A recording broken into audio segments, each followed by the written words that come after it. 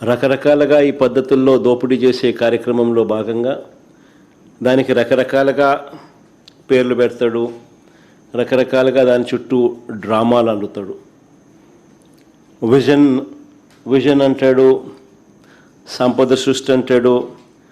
ఇలా రకరకాలుగా కొత్త కొత్త పేర్లు పెడతాడు. పేర్లు పెట్టి టాపిక్లు డైవర్ట్ చేస్తూ స్కాములు చేస్తూ దోచేసే ప్రయత్నాలు చేస్తూ ఉంటాడు.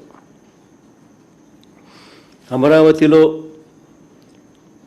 గత వారం జరిగిన తీర్మానంలో కూడా, శాసనసభలో తీర్మానంలో కూడా, ఆ డ్రామాలో కూడా ఇవే మనకు కనిపిస్తాయి.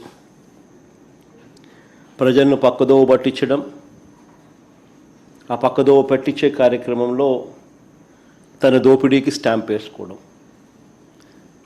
తన దోపిడీ నుంచి డ్రామాను డైవర్ట్ చేస్తూ ప్రజలను పక్కదోవ పట్టించే కార్యక్రమం.